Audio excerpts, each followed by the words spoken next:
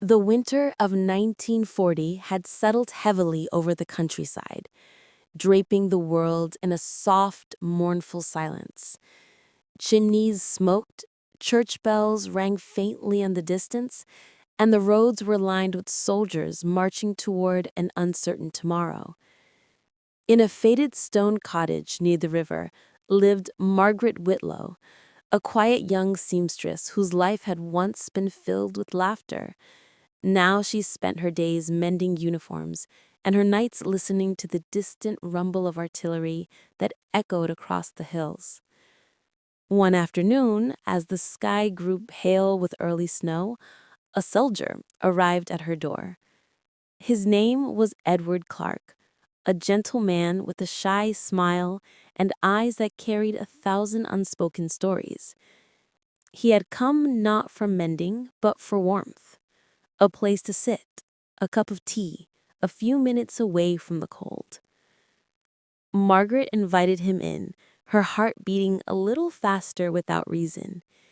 He removed his helmet, brushed the snow from his shoulders, and sat by the small fireplace as if he had known the house all his life. "Do you ever grow used to the sound of war?"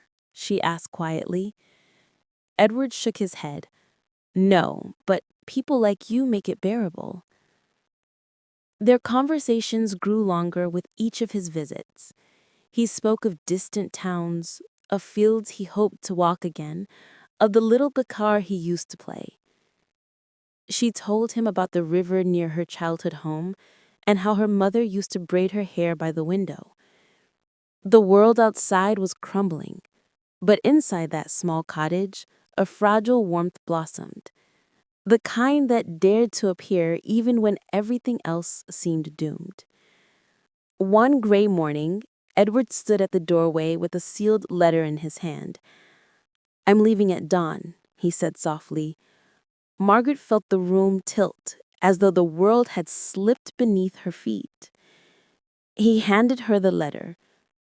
"Open this only when—" He stopped, his voice trembling.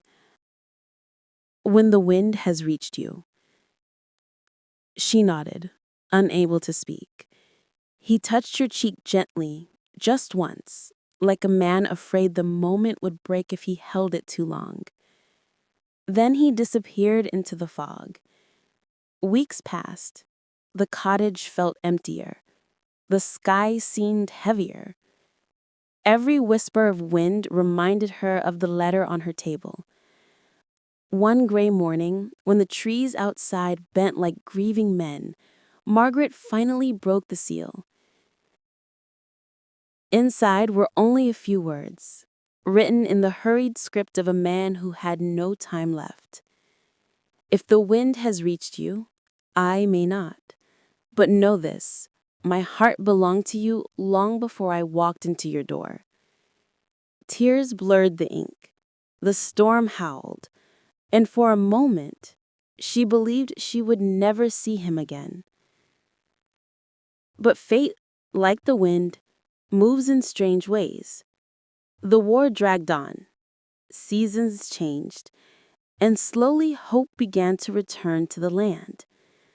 Then one spring morning, while Margaret was hanging linens outside, she heard footsteps on the path. Slow, uneven, familiar. She turned, and there he was. Edward, thinner, scarred, but alive. His uniform torn, his smile trembling like a candle in the wind. "I told the wind I wasn't ready to say goodbye," he whispered. Margaret dropped the linens and ran to him. He caught her in his arms, burying his face in her shoulder, as if the 2 years of war had been nothing but a long, terrible dream. In that embrace, the world softened, and for the first time in a long while, the future felt possible.